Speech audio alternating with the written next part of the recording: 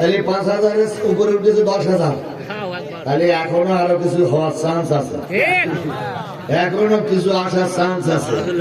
লা তাকনাতু মির রাহমাতিল্লাহ, আল্লাহ বলে রহমত থেকে নিরাশ হইস না, 10,000-এর উপরে টাকা আসতে পারে। আমরা দোয়া করব প্রাণ খুলে, 10,000 টাকা সর্বোচ্চ পাইলাম, এরকম 10,000 টাকা আরো 2-1 জন আসুক, এটা আমরা চাই না ভাই। আমরা দোয়া করি আল্লাহ তুমি 2-1 জনের মনটা নরম করে দাও মাদ্রাসার জন্য।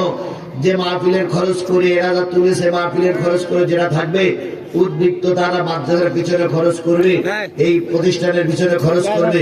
এই জন্য আল্লাহ সবাইকে দান কবুল করুক, সবাইকে দেওয়ার তৌফিক দান করুক। আমি দেখলাম মা বোনেদের হিরিক পড়েছে, ওনাদের ওখানে কালেকশন হচ্ছে।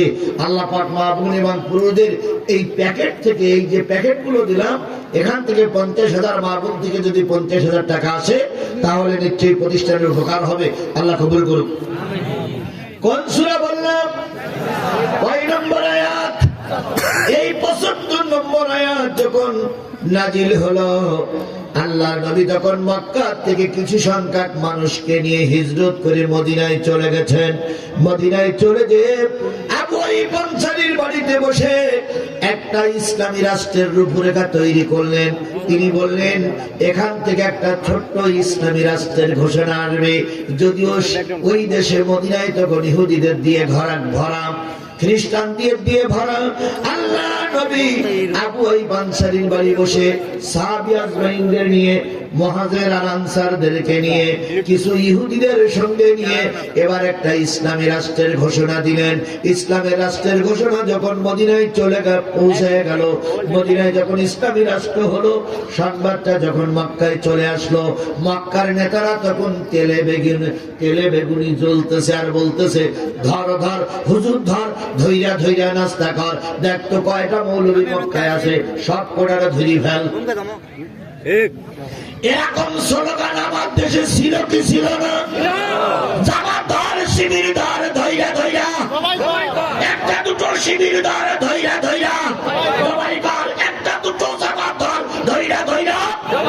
এই স্লোগান আমার দেশে ছিল কি ছিল না? আল্লাহর কি খেলা রে ভাই!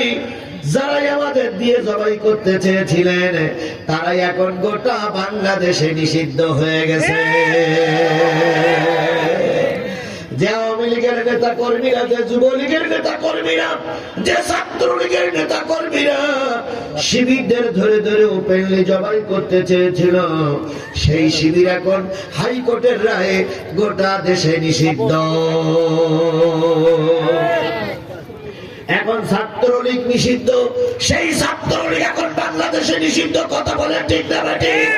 ছাত্রলীগকে শুধু নিষিদ্ধ করলে চলবে না, এখন পুরো লীগদেরকেও নিষিদ্ধ করার সময় এসেছে। শুধু কি ছাত্রলীগ নিষিদ্ধ হবে? বুড়ো লীগ নিষিদ্ধ করা লাগবে না? এই কথা বলেন, বুড়ো লীগ নিষিদ্ধ করা লাগবে না? কারণ বুড়ো লীগেরা 15.5 বছর যা খেয়েছে, যদি ওই টাকাগুলো যদি আমরা ফেরত আনতে পারি, 10 বছর আমাদের দেশের কোন সংসদে জাতীয় বাজেট পেশ করা লাগবে না।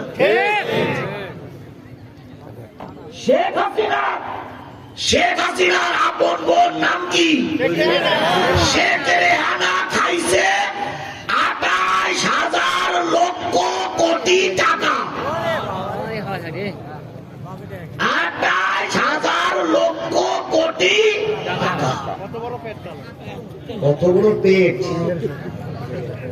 এখন আমরা বাংলাদেশের মানুষ, আমরা চিনি 100 টাকার নোট, 500 টাকার নোট, 1000 টাকার নোট, 10,000 টাকা এক জায়গায় ফেলি বগল দাবড়াইয়া খাই, এবার আলু নিতে 10,000 পাইছে। আর 1 লাখ তো কথাই নেই। 28,000 কোটি টাকা আমরা জীবনে গুনতেও পারবো না। তার মানে 100 টাকার নোট বানাইয়ে যদি এই সমস্ত মাঠে ছড়াই দেওয়া হয়, তাহলে মাঠে কোনো জায়গায় জায়গা থাকবে না, সব জায়গায় টাকা টাকা হয়ে যাবে। এত টাকা লেগে খাইছে, এখন বুঝানোর জন্য সাংবাদিক বলতেছে যে ওই টাকাগুলো যদি ফিরত আনা যায়, বাংলাদেশের 95টা পদ্মা সেতু বানানো যাবে। 95টা পদ্মা সেতু এক পথ চাইছে। সেটা কি এতদিন চেয়ারে বসেছিল? চেয়ারের নিচের ডাক খাইছে কয়টা পদ্মা সেতু? 95টা পদ্মা সেতু খাইছে। তাহলে ওর উপরে যে আছে সে বাড়ি কতগুলো পদ্মা সেতু খাইয়েছে তাই চিন্তা করে। আল্লাহ নবী মদিনায় ইসলামী রাষ্ট্রের ঘোষণা দিলেন। মক্কার কাফেরদের গাত্রদাহ শুরু হয়ে গেল। মক্কার কাফেররা বলল, দেখ তোর কালেমাওয়ালা কোন লোকগুলো মক্কায় আছে এদের সব ধর, ধইরা ধইরা জবাই কর, ধইরা ধইরা জবাই কর, মেরে ফেল। কারণ এরাও চেষ্টা করতেছে মদিনায় চলে যাবে, মদিনায় হাত আরো শক্তিশালী হয়ে যাবে। এবার মক্কার কাফেরেরা সমস্ত মক্কায় রেড অ্যালার্ট জারি করে গুনিয়ে গুনিয়ে গুনিয়ে গুনিয়ে বাছাই করে করে যেগুলো কালেমাওয়ালা ধরে ধরে 40টা এক জায়গায় করলেন। তার ভিতরে ইবনে আব্বাস রাদিয়াল্লাহু তাআলা আনহু আছেন, আব্বাসের স্ত্রী আছেন, ওলীদ ইবনে ওলীদ আছেন। এভাবে করে 40 জন নারী পুরুষ ছোট শিশু যুবক আলেম ওলামা সবাইকে 40 এক জায়গায় করে বানাইলেন। কয়জন? আবু জাহেলের সামনে 40 জনকে হাজির করা হলো। 40 জনের হাত বান্ধা পা বান্ধা। তার ভিতরে বিশ্ব মুফাসসির জগতের শ্রেষ্ঠ মুফাসসির ইবনে আব্বাস রাদিয়াল্লাহু তাআলা আনহু ওই মাহফিলে তেতাকো হাত বাঁধা পিঠ বেঁধে নিয়ে আসছে। ইবনে আব্বাস রাদিয়াল্লাহু তাআলা যখন তাফসীর করতেন, ইবনে আব্বাস রাদিয়াল্লাহু তাআলা যখন আলোচনা করতেন, নবী যদি পথে চলতে চলতে আব্বাসের আলোচনা শুনতেন, নবী থমকে দাঁড়িয়ে যেতেন। কোন মসজিদে যদি ইবনে আব্বাসের তাফসীর চলতো, আল্লাহর নবী গোপনে গোপনে নিচের দিকে যে বসে বসে শুনতেন ইবনে আব্বাস কত সুন্দর করে তাফসীর করতে পারে। মাঝে মাঝে যখন নবীকে ইবনে আব্বাস দেখে ফেলতেন, এবার বলতেন, ইয়া রাসূলুল্লাহ আপনি সামনে আসুন। আল্লাহর নবী দাঁড়িয়ে বলতেন, ইবনে আব্বাস আমার পরে কোরআনের ওহী নাযিল হয়, আমি যখন তোমার আলোচনা শুনি মনে হয় যেন তোমার পরে জিবরীল ওহী নাযিল করতেছে। এত বড় একজন যুগ শ্রেষ্ঠ মুফাসসির, তাকে ধরে নিয়ে আসলেন কে? তাকে ধরে নিয়ে আসলো কে? আবু জাহেল। ইবনে আব্বাসের মা আছেন, আর ওলীদ ইবনে ওলীদ সহ কয়জন ধরা পড়েছে? 40 জনের ভিতরে বুড়া মানুষ আছে, বুড়ি মানুষ আছে, যুবক আছে, আলেম আছে, ছোট শিশুরা আছে, প্রতিবন্ধী আছে। সবাইকে ধরে কাউকে পিঠ পড়া দিয়ে বেঁধেছে, কাউকে হাত পড়া দিয়েছে, কাউকে পা বেড়ি দিয়ে আবু জেহেলের জেলখানায় বন্দী করে রেখেছে। তাদের একটাই অপরাধ, তারা কার কথা বলে? আরো জোরে বলেন, তারা কার কথা বলে? আরো জোরে বলেন, তারা কার কথা বলে? এই লোকগুলো আবু জেহেলের জেলখানায় বন্দী, তাদের খেতে দেয় না, পরনে কাপড় নাই, তারপরে গোসলের পানি নাই, খাদ্য নাই, বাসস্থান নাই, পায়খানা বাথরুম করার মতন কোনো জায়গা নাই। এই লোকগুলো জেলখানার ভিতরে বন্দী হয়ে এবার চিন্তা করলো, আমরা এখন জেলখানার ভিতরে বন্দী, নবী তো মদিনায় গেছে, নবী তো সংবাদ পাইনি। নবী যদি সংবাদ পাইতো করারও কিছু নেই, কারণ ইসলামী রাষ্ট্রের পরিধি তো খুবই ছোট, অন্য দেশের মোকাবেলা করার মতন শক্তি তখন অর্জন করতে পারি নাই। এই লোকগুলো সিদ্ধান্ত নিলেন ইবনে আব্বাসের কাছে যেয়ে বলেন, আমরা কি করতে পারি? ইবনে আব্বাস রাদিয়াল্লাহু তাআলা বললেন, আল্লাহর কাছে সাহায্য চাওয়া ছাড়া আমাদের আর সামনে বিকল্প কোনো রাস্তা খোলা না। উজু করার পানিও নাই, উজু করলেন। এবার রাতের অন্ধকারে সবাই মিলে তাহাজ্জুদের নামাজ পড়ে মালিকের কাছে কাঁদতেছে, মালিক এই জালেমেরা আমাদের পরে জুলুম করতেছে, আমাদের দোষ কালেমার কথা বলি, আমাদের দোষ কালেমার কথা পড়তে দাওয়াত দেই, এরা আমাদের পর অত্যাচার করতেছে, এরা আমাদের পরে জুলুম করতেছে, এরা আমাদের খেতে দেয় না, এরা আমাদের শোয়ার জায়গা দেয় না, এরা আমাদের পরনের কাপড় দেয় না, এরা আমাদের শৈশাগার দেয় না, এরা রাতের বেলা ঘুমাতে দেয় না। মালিকের থেকে তুমি আমাদের হেফাজত করো, তুমি ছাড়া আমাদের হেফাজত করার মতন কেউ নেই। কয়জন কাঁদতেছে? কার কারাগারে? আবু জেহেলের কারাগারে। আর নবী সাল্লাল্লাহু আলাইহি সাল্লাম কোথায় ইসলামী রাষ্ট্র তৈরি করেছে? 550 মাইল দূরে একটা ইসলামী রাষ্ট্র তৈরি করেছে। এই যে আল্লাহর বান্দারা কাঁদতেছে, তখন কি মোবাইল ছিল, টেলিগ্রাম ছিল, টেলিফোন ছিল, কোন দুরুতি খবরের কাগজ তখন ছিল না? এরা মক্কার জেলখানায় বসে কাঁদতেছে। আল্লাহ রাব্বুল আলামিনের কাছে এই লোকদের আওয়াজ, কান্নার আওয়াজ পৌঁছে গেল মালিকের কাছে। 7 আসমান ভেদ করে আরশে আজিমে মালিকের কাছে পৌঁছে গেল।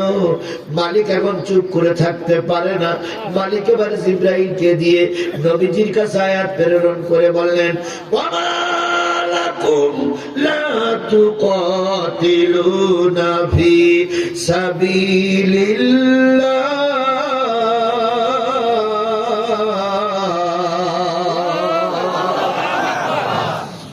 নবী আর নবীর সাহাবীরা যারা মদিনায় ইসলামী রাষ্ট্র করেছো, যারা মদিনায় একটা ইসলামী প্রজাতন্ত্র করেছো, রাষ্ট্র করেছো, ওয়ালাকুম তোমাদের কি হলো? লা তুকাতিলুনা, কেন তোমরা সংগ্রাম করো না?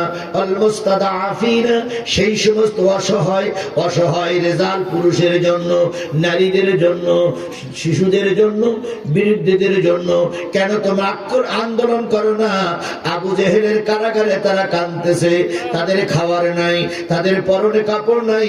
আবু জেহেল দৈনিক তাদেরকে বেত্রাঘাত করতেছে, তাদেরকে রিমান্ডে নিয়ে কষ্ট দেয়, তাদের বিরুদ্ধে বিভিন্ন মিথ্যা মামলা দিয়ে তাদেরকে উড় করে বেঁধে রাখে, বুট করে বেঁধে রাখে, রিমান্ডে দিয়ে দেয়। তুমি নবী, তোমার দলের মুসলমান কেন তাদের পক্ষে আন্দোলন করো না? তাদেরকে ছাড়ানোর জন্য তোমরা কেন কাজ করতেছো না?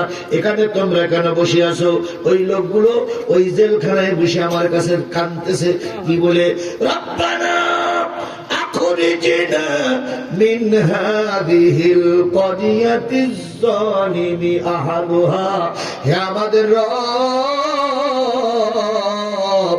যেই দেশে আমরা আছি এই দেশের সরকার বড় জালেম। এই দেশের সরকার বড় কি জালেম। আমাদের পরে জুলুম হচ্ছে, আমাদের পরে নির্যাতন হচ্ছে, আমাদের পক্ষে আন্দোলন করার মতন কেউ নাই, আমাদের পক্ষে কথা বলার মতন কেউ নাই তুমি ছাড়া। নবী তো মক্কা থেকে হিজরত করে কোথায় চলে গেছে? সুতরাং আল্লাহ আমাদেরকে এই জালেম সরকারের হাত থেকে বের করে নাও, এই জালেমদের জুলুম থেকে আমাদের হেফাজত করো। এই জালেমদের জুলুম আর আমরা সহ্য করতে পারি না। ওরা আমাদের না খাওয়াই রেখেছে, ওরা আমাদের পরনে কাপড় দেয় না, ওরা আমাদের পরে নির্যাতন করে, ওরা আমাদের পরে রিমান্ডে নিয়েছে। এই রিমান্ড আর সহ্য হয় না। ও আমার রব, এই জালেমদের দেশ থেকে আমাদের বের করে দাও। কয়জন কাঁদতেছে? আরো জোরে বলেন, কয়জন কাঁদতেছে? ওর ভিতরে একজন বিশ্ব আলেম আছে, নাম তার কি? ইবনে আব্বাস রাদিয়াল্লাহু, আব্বাসের ছেলে ইবনে আব্বাস রাদিয়াল্লাহু তাআলা আনহু। ইবনে আব্বাসের মা মানে আব্বাসের স্ত্রী, রাসূলের একেবারে আপন চাচি আম্মা। এরা সবাই কাঁদতেছে। এদের কান্না আল্লাহর দরবারে কবুল হয়ে আল্লাহ রাসূলের গায়ে ওহী নাযিল হলো যে জালেম দেশ থেকে আমাদের বাইর করে নাও। এই বলে তারা কাঁদতেছে, যদি বের না করো আহলুহা ওয়াজআল লানা মিন লাদুনকা ওয়ালিয়ান, যদি বের করে না নাও এই মক্কায় একজন অভিভাবক পাঠিয়ে দাও, যার নেতৃত্বে এই দেশটা স্বাধীন হয়ে যায়, যার নেতৃত্বে আবু জেহেলের মোকাবেলা করে আবু জেহেলকে খতম করে কোরআনের রাজ কায়েম করতে পারে, এরকম একটা নেতা বাইরে বানায় দাও, যেই নেতা নেতৃত্ব দিয়ে আমাদের 40 জনকে বের করে নিতে পারে। যদি তাও না দাও, যদি তাও না দাও, ওয়াজআল লানা মিন লাদুনকা নাসীরা, এমন সাহায্য তুমি আমাদের জন্য করো যাতে করে জালেমেরা সব পালিয়ে যায়। মিলাই নেবেন বলে এবার বলে মিলাতি যাব। এতক্ষণ সারমর্মটা বললাম, এবার কিন্তু মিলাবো। তাহলে দোয়া করলেন, সাবজেক্ট কয়টা? 4টা। 1 নম্বর, জালেম দেশ থেকে আমাদের কি করে নাও? বের করে নাও। 2 নম্বর, যদি বের না করো তাহলে তোমার পক্ষ থেকে একজন অভিভাবক পাঠিয়ে দাও, সেই অভিভাবকের নেতৃত্বে আমরা যেন এখান থেকে কি হতে পারি? বেরিয়ে যেতে পারি। তিন নম্বর, যদি আমরা বেরিয়ে যেতে না পারি, আমরা যদি শুনতে না পাই, তাহলে আমাদের সংবাদটা কার কাছে পৌঁছায় দাও? নবীর কাছে পৌঁছায় দাও। আর 4 নম্বর, এমন সাহায্য করো যে সাহায্য জীবনে কেউ কল্পনা করতে পারি নাই, এমন সাহায্য করো যাতে করে আমরা নিরাপদ স্থানে চলে যেতে পারি। এই 4টে দোয়ার ধারণ। এখন আসুন তো সেই 4টে দোয়া করেছিল হুজুর মানুষেরা, কথা বলেন ঠিক না ঠিক? আজকেও আমরা খেয়াল করতেছি, আমরাও বিগত 15-15.5 বছর এই জালেমদের অত্যাচার সহ্য করতে না পেরে যখন বিএনপি জামাত রাজপথে আন্দোলন করে যখন পারল না, বাধ্য হয়ে বিএনপি আর জামাতের লোক ঘরে বসে বসে এই দোয়া করতো, আল্লাহ এ পেটনির বাচ্চারে তুলে নাও। কি বলেন বলেন বলেন? আমরা যখন পারিনি তখন এ দোয়া করেছি না ভাই?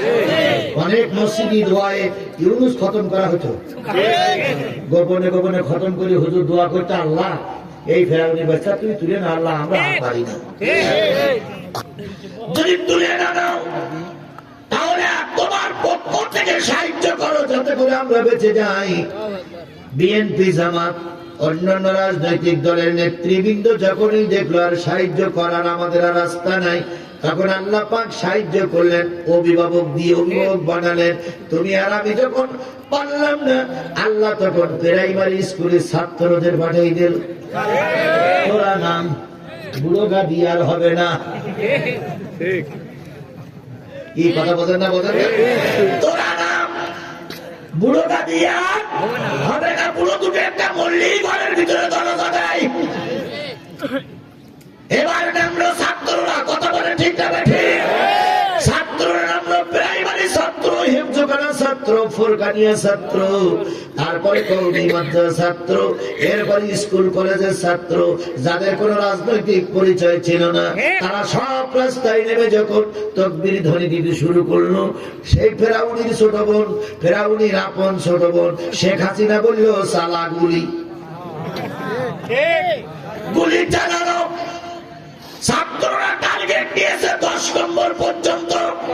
প্রথম ছাত্র মারা গেলে দ্বিতীয় পক্ষ দাঁড়াবে, দ্বিতীয় পক্ষ মারা গেলে তৃতীয় পক্ষ দাঁড়াবে, তৃতীয় পক্ষ মারা গেলে চতুর্থ পক্ষ দাঁড়াবে, চতুর্থ পক্ষ মারা গেলে পঞ্চম পক্ষ দাঁড়াবে।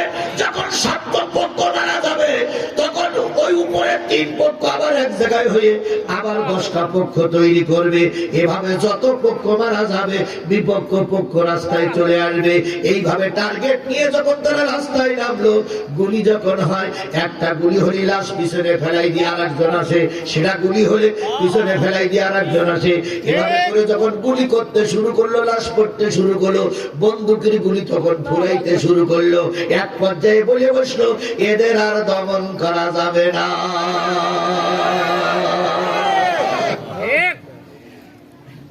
বিদায় ঘন্টার দিন সকালবেলা শেখ হাসিনা বলতেছে, কি ব্যাপার ময়দান কি হইল?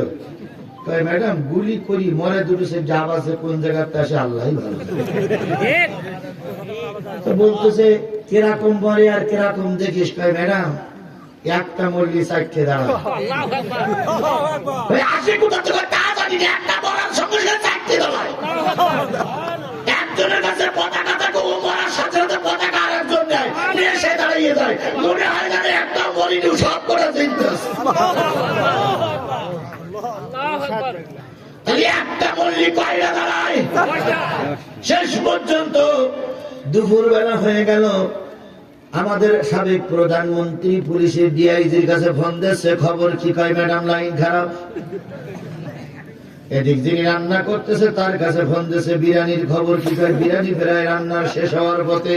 শেখ হাসিনা বলতেছে, ময়দান পরিষ্কার করে আজকে বিরিয়ানি খাওয়া পুলিশের আইজি, সেনাবাহিনী, র্যাব, তারপরে বিজিবির প্রধানদেরকে নিয়ে বেশ করে রান্না কর। হঠাৎ করে সেনাবাহিনীর প্রধান হাজির।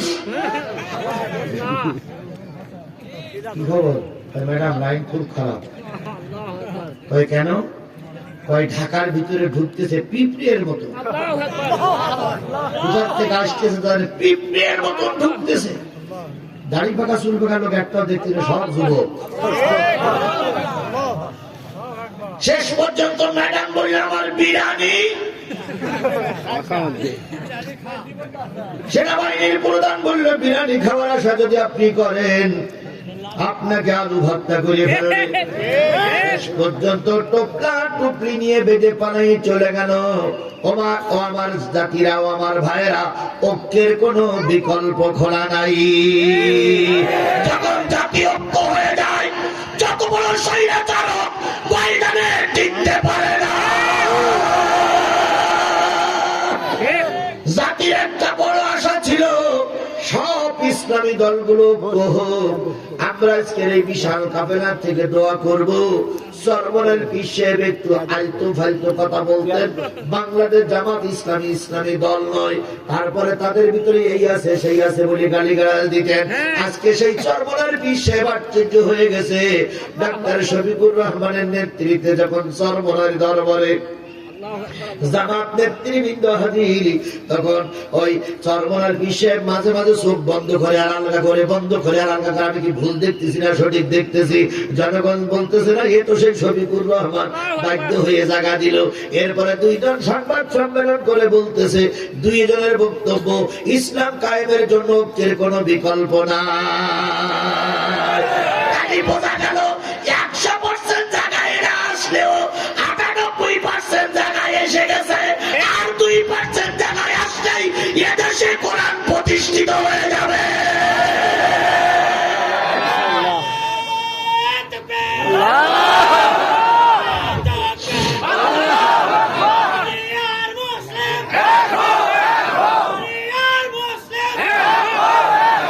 এবার আসুন,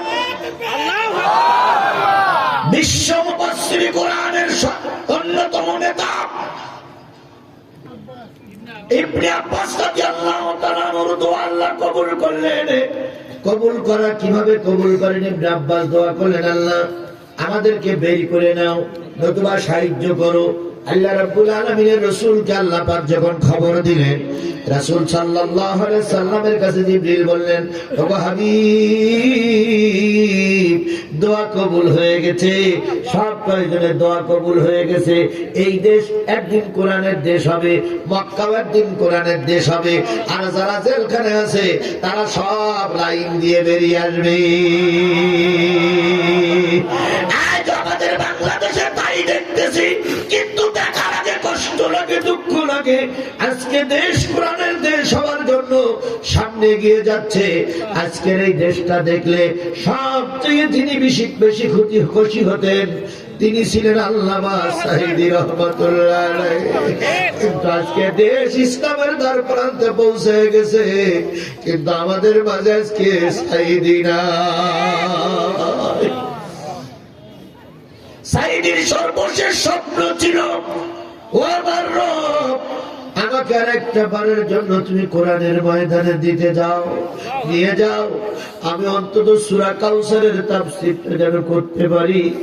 আর তিনি যখন বিদায় হয়, তার আগের সাক্ষাৎকার ছিল, আমার জীবনের শেষ স্বপ্ন বাংলাদেশ যেন একটা বারের জন্য কোরআনের দেশ হয়ে যায়। আমরা আশা করতেছি সেই স্বপ্ন আমরা বাস্তবায়নের দ্বার প্রান্তে পৌঁছাইছি। আজকে সবচেয়ে জাতি খুশি হতো যদি আল্লামা সাঈদী আমাদের মাঝে থাকতেন। আমরা আজহারীকে নিয়ে এখন খুব গৌরব মনে করি, গৌরবান্বিত মনে করি। আজহারীকে নিয়ে খুব আলোচনা করতেছি, আনন্দিত হচ্ছি। ও আমার জাতি, লক্ষ আজহারী যদি এক পাশে দাঁড়ায়, আর এক পাশ সাঈদী যদি আর এক পাশে দাঁড়ায়, এক সাঈদীর তুলনায় লক্ষ আজহারী কিছুই না।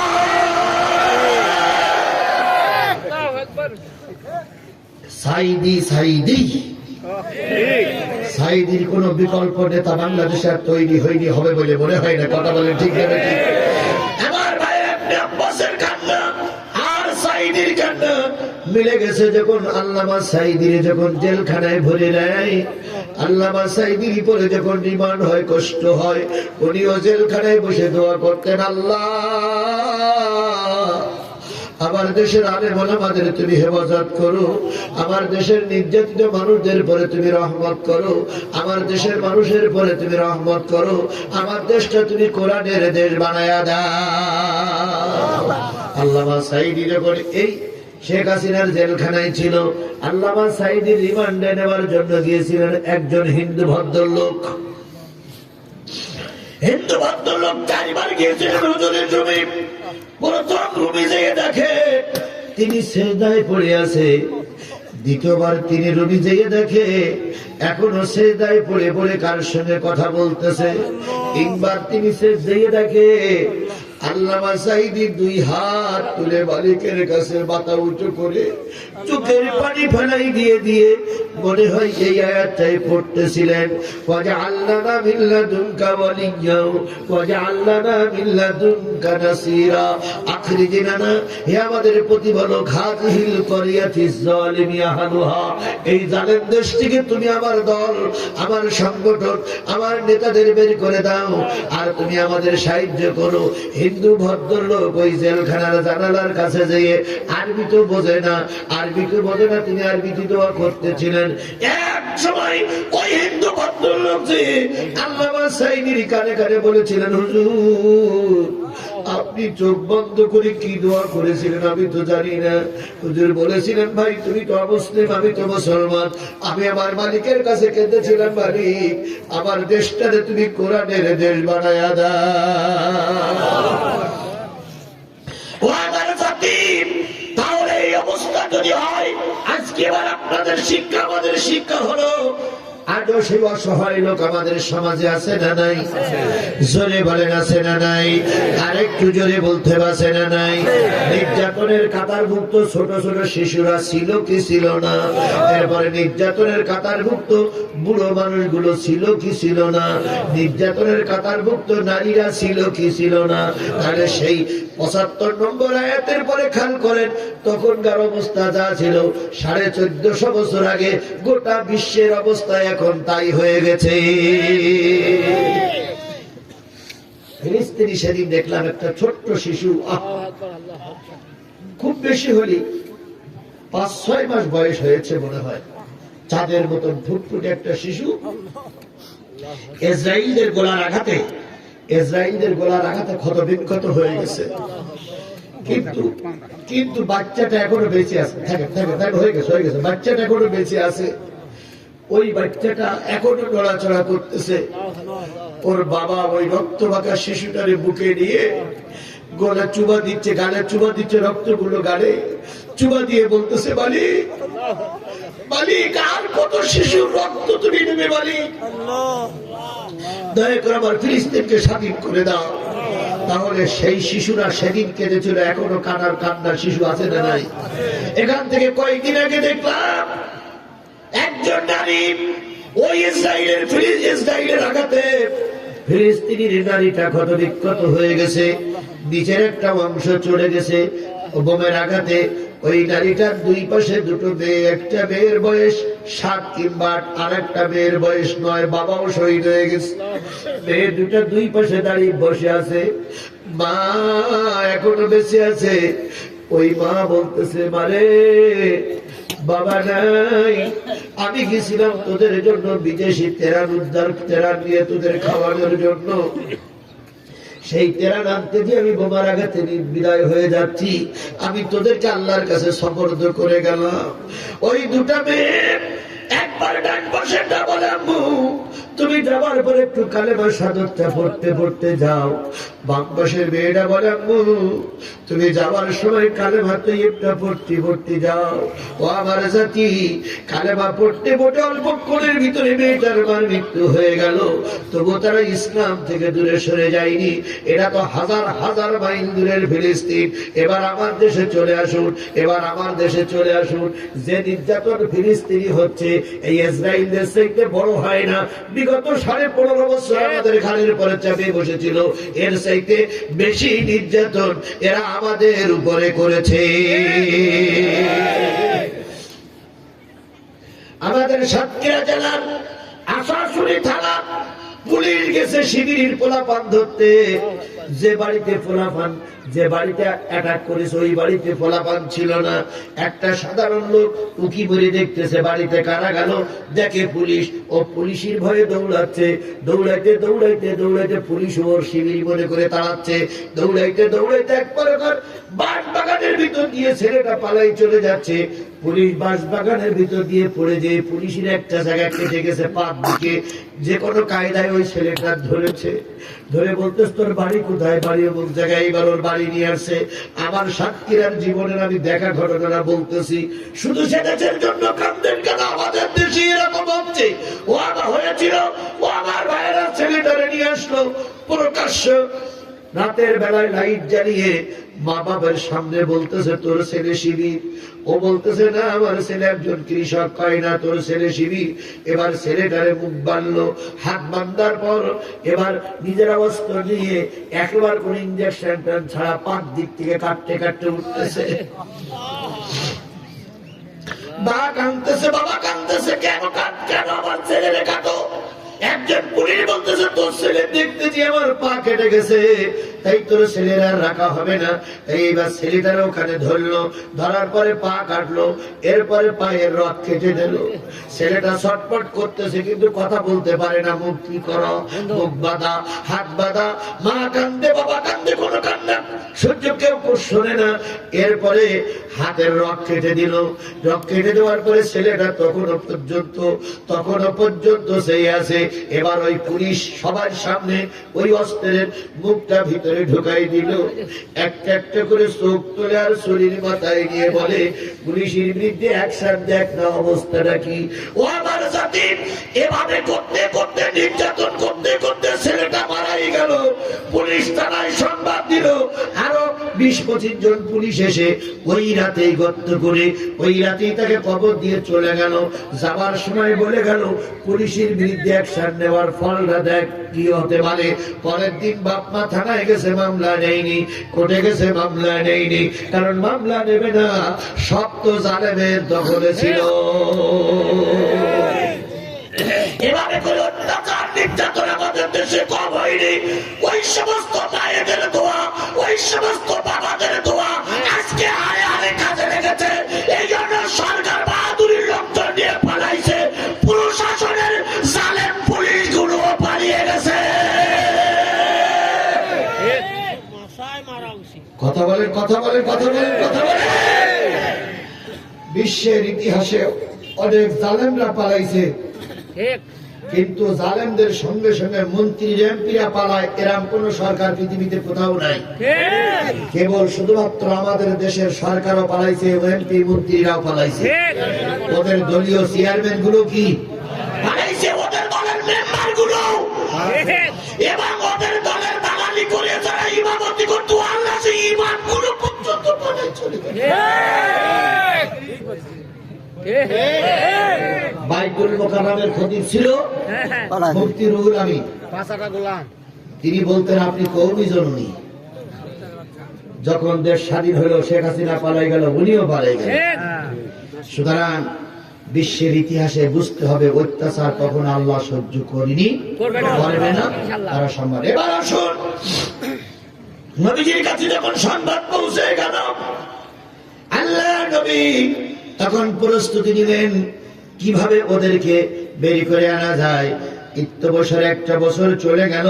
আবু জেহেল ওর প্রতিশোধ নেওয়ার জন্য মক্কায় চলে গেল বদরের যুদ্ধে। বদরের যুদ্ধে যখন আবু জেহেল নামক শেখ হাসিনা মারা গেল, আবু জেহেল যখন মারা গেল, তখন মক্কার জেলখানা উন্মুক্ত হয়ে গেল, জাইনা উন্মুক্ত হয়ে গেল। মক্কার জেলখানায় যারা বন্দী ছিল তারা নারায়ে তাকবীর স্লোগান দিতে দিতেই মদিনায় রাসূলের দরবার পর্যন্ত পৌঁছে গেল। আল্লাহ বললেন, ওরা দোয়া করেছিল মিল্লাদুন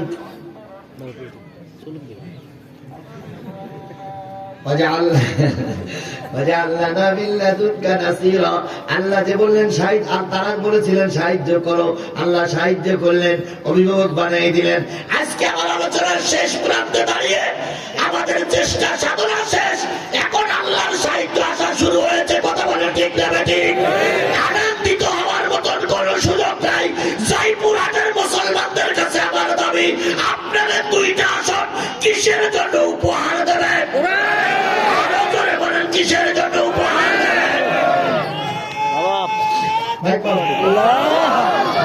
করতে দেন, সবাই চলে যাওয়ার মুখে। আমি সাতক্ষীরার মানুষ, আমি কোরআন শরীফ ছুঁয়ে শপথ করে গেলাম, সাতক্ষীরার 4টে আসন আমি কোরআনের জন্য উপহার দেব। ইনশাআল্লাহ বলেন, ইনশাআল্লাহ বলেন, ইনশাআল্লাহ বলেন। যদি আমার সাতক্ষীরার 4টে আসন উপহার দিতে না পারি, একান্তই খোদার গজব যদি নাজিল না হয়, সব কিছু যদি ঠিক থাকে, আমার 4টে আসন আমি কোরআনের জন্য উপহার দিতে পারবো।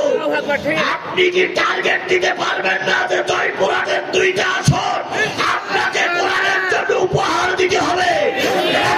টার্গেট দিতে পারবেন না? কারা কারা পারবেন? 2 হাত উঁচু করে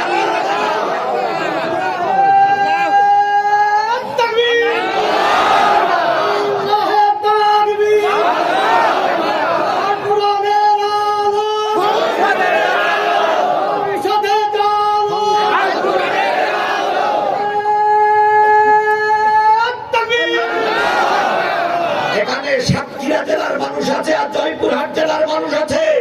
শপথ আমরা 2 জেলার জন্য নিলাম। লালমনিরহাটের জন্য আপনাকে শপথ নিতে বলিনি, কুড়িগ্রামের জন্য আপনাকে শপথ নিতে বলিনি, কুষ্টিয়ার জন্য আপনাকে শপথ নিতে বলিনি। আপনার জেলা আপনাকে কাজ করতে হবে, অন্য জেলার দায়িত্বশীলটা দেখবে। অন্য জেলা নিয়ে আপনার মাথা ব্যথা নেই, আপনার জেলাটারে আপনাকে কোরআনের পক্ষে উপহার দিতে হবে। সকল নারীদের কাছে আশাবাদ ব্যক্ত করে দাওয়াত থেকে আমি আমার কথা শেষ করছি। বেঁচে থাকলে আবারও দেখা হবে ইনশাআল্লাহ। জয়পুরহাটে এখন অনেক প্রোগ্রাম আছে, দেখা হবে ইনশাআল্লাহ। দিনেও আছে, রাতেও আছে। আল্লাহ সে পর্যন্ত আমাদের কবুল করুক।